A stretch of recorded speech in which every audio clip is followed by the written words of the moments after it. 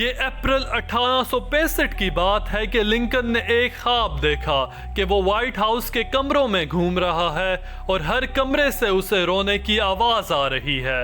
وہ ان آوازوں کو کھوجتا وائٹ ہاؤس کے ایسٹ روم میں داخل ہوا۔ وہاں اس نے ایک کفن میں لپٹی لاش دیکھی جس کے پاس بیٹھے لوگ رو رہے تھے۔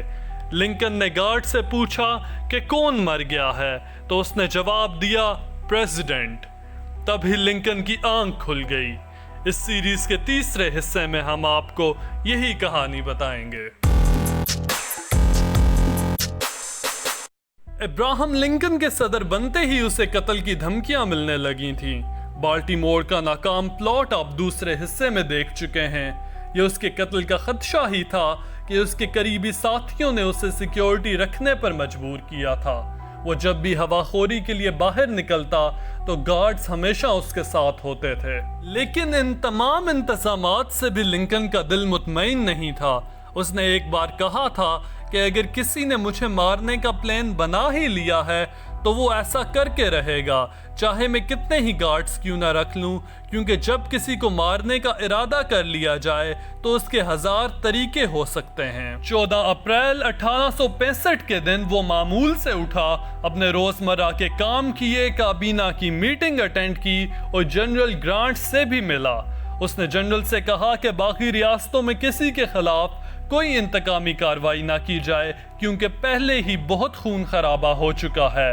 پھر اس نے اپنے آفس میں کچھ کورٹ مارشل کی درخواستوں کا فیصلہ بھی کیا اور شام کو اپنی بیوی میری کو لے کر بگی میں ہوا خوری کے لیے نکلا۔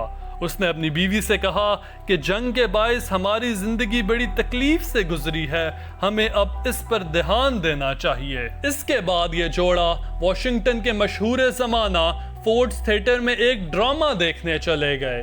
ان کے لیے تھیٹر میں ایک مخصوص باکس رکھا گیا تھا جس پر پرچم بھی لپیٹ دیا گیا تھا۔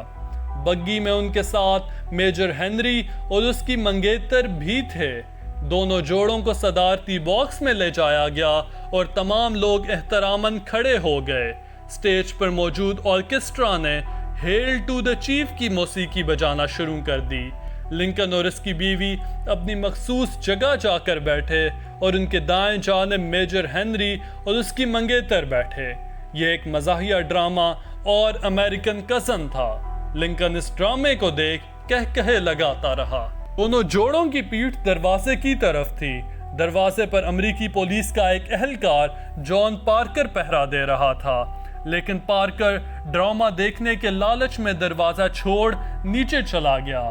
موقع دیکھ کر ایک شخص پسٹل اور چاقو لے کر لنکن کی جانب تیزی سے بڑھا۔ اس نے لنکن کے سر کے پچھلے حصے کا نشانہ لیا اور فائر کر دیا۔ گولی لگتے ہی لنکن آگے کی طرف گرا اور بے سدھ ہو گیا۔ میری نے جلدی سے ہی اسے سنبھالا اور چیخنے لگی۔ میجر ہنری اچھل کر اب قاتل پر حملہ آور ہوا، مگر وہ چاقو سے اسے بھی زخمی کرتا ہوا باکس سے نیچے چھلانگ لگا کر سٹیج پر پہنچ گیا۔ سٹیج پر پہنچ اس نے بلند آواز میں نعرہ لگایا کہ ظالموں کے ساتھ ایسا ہی ہوتا ہے۔ کسی نے اسے روکنے کی کوشش ہی نہیں کی کیونکہ وہ سٹیج کا مشہور اداکار جان ولکیز بوتھ تھا اور لوگ اس سب کو کوئی ڈرامے کا سین ہی سمجھ رہے تھے۔ جب تک لوگوں کو اصلیت کا اندازہ ہوا، وہ باہر نکل کر اپنے گھوڑے پر سوار ہوا اور وہاں سے بھاگ گیا۔ اب 2 ڈاکٹرز بھاگتے ہوئے لنکن کے باکس میں پہنچے۔ وہ بے ہوش تھا۔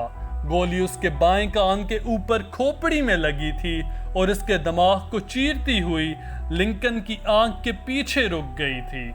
اب 6 فوجی باکس میں داخل ہوئے، لنکن کو اٹھایا اور تھیٹر کے پاس ایک بورڈنگ ہاؤس میں اسے لے گئے۔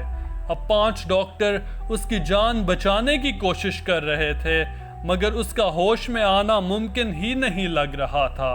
اس کے آخری لمحات کو پرسکون رکھنے کے لیے اس کے ارد گرد قریبی لوگوں کو بلا لیا گیا۔ میری چیخ چیخ کر کہہ رہی تھی کہ کوئی میرے چھوٹے بیٹے ٹیڈ کو لے آؤ، لنکن اس سے بہت محبت کرتا ہے، اس سے بات کر کے وہ اٹھ کھڑا ہوگا۔ ادھر لنکن اس حالت میں تھا، وہاں وزیر خارجہ ولیم سائیورٹ پر بھی ناکام قاتلانہ حملہ ہو گیا۔ شہر میں افواہیں پھیلنے لگیں کہ باغی گروہ دارالحکومت پر قبضہ کرنے والے ہیں، چنانچہ واشنگٹن کا کنٹرول فوج نے سنبھال لیا اور گھڑ سوار دستے واشنگٹن کی سڑکوں پر گشت کرنے لگے۔ 15 اپریل 1865 کی صبح 7:22 پر 56 سالہ لنکن نے اپنی آخری سانس لی۔ اس موقع پر امریکی وزیر جنگ بھی وہاں موجود تھا۔ اس نے کہا کہ یہ شخص اب تاریخ کا حصہ بن گیا ہے۔ 19 اپریل کو اس کا جنازہ کیپٹل ہل کی طرف اس طرح نکلا کہ سیاہ فام سپاہی مدھم آواز میں ڈرم بجاتے بجاتے اس کے ساتھ چل رہے تھے۔ سارے شہر میں چرچ کی گھنٹیاں بج رہی تھیں۔ 21 اپریل کو ایک اسپیشل فیونرل ٹرین لنکن کا تابوت لے کر اس کی آبائی ریاست ایلینوائے کی طرف روانہ ہوئی۔ اس ٹرین میں لنکن کے ساتھ ایک اور تابوت بھی تھا اور وہ اس کے بیٹے ولیمز کی آخری باقیات تھیں جو سول وار ہی کے دوران ٹائیفائڈ سے وفات پا گیا تھا۔ اب باپ بیٹا ایک ہی جگہ دفن ہونے جا رہے تھے۔ ٹرین 80 شہروں سے گزرتی ہوئی اپنی منزل کو پہنچی۔ جگہ جگہ یہ ٹرین رکتی اور لوگ اپنے محبوب قائد کا آخری دیدار کرنے جمع ہو جاتے۔ 2 مئی کی رات یہ ٹرین جب ریاست ایلینوائے پہنچی تو ٹریک کے دونوں جانب لوگ جمع تھے۔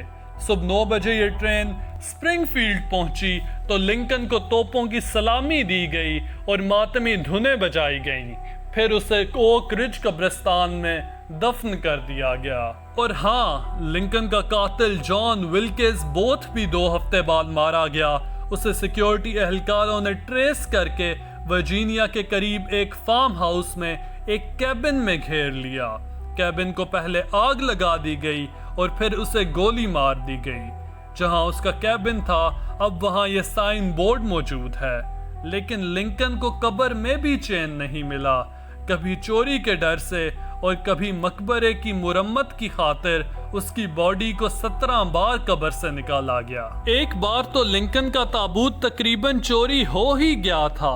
ہوا یہ کہ شروع میں لنکن کے لیے جو یادگار بنائی گئی تھی اس میں داخل ہونا بہت ہی آسان تھا۔ اس غیر محفوظ یادگار کو دیکھ کر جالسازوں کے ایک گینگ نے تابوت چوری کرنے کا منصوبہ بنایا۔ ارادہ یہ تھا کہ تابوت کے بدلے حکومت سے $2 لاکھ مانگے جائیں گے اور گینگ لیڈر کو بھی چھڑوا لیا جائے گا۔ اس لیے انہوں نے 7 نومبر 1876 کا دن چنا، کیونکہ ان کا خیال تھا کہ اس دن الیکشن ہو رہے ہوں گے اور انہیں قبرستان بھی خالی ملے گا۔ پھر کیا، چوروں نے ماربل توڑ کر تابوت کو باہر نکال ہی لیا تھا، مگر وہ نہیں جانتے تھے کہ ان کا ایک ساتھی دراصل پولیس کے ساتھ ملا ہے۔ چنانچہ پولیس نے چھاپا مارا اور یہ گینگسٹرز پکڑے گئے۔ اس واقعے کے بعد بھی کئی بار لنکن کو دفن کیا گیا اور اس کی لاش کو باہر نکال لیا گیا۔ آخرکار 26 ستمبر 1901 کو لنکن کے تابوت کو اس کے بیٹے رابرٹ لنکن نے باہر نکلوایا، لاش کی شناخت کروائی اور تابوت کو پھر ایک بڑے پنجرے میں ڈال کر زمین کے 20 فیٹ نیچے دفن کر دیا گیا۔ اس پر اب 2 ٹن کنکریٹ بھی ڈال دی گئی۔ یہی لنکن کی آخری آرام گاہ ہے۔ لنکن کی زندگی پہ 14,000 سے زائد کتابیں لکھی جا چکی ہیں، ان گنت فلمیں، ڈرامے اور ریسرچ پیپر بھی لکھے جا چکے ہیں۔ اس کی یادگاروں کو آنے والی نسلوں کے لیے محفوظ کر دیا گیا ہے۔ امریکی تاریخ کے اس اہم ترین باب اور اس اہم ترین کردار کی کہانی آپ کو کیسی لگی، کامنٹس میں ہمیں ضرور بتائیے گا۔ اور اگر آپ اس سیریز کے بقیہ حصوں کو دیکھنا چاہتے ہیں تو اسکرین پر موجود ویڈیوز پر کلک کریں۔ You're watching دیکھو سنو سمجھو YouTube channel. Until the next time, اللہ حافظ۔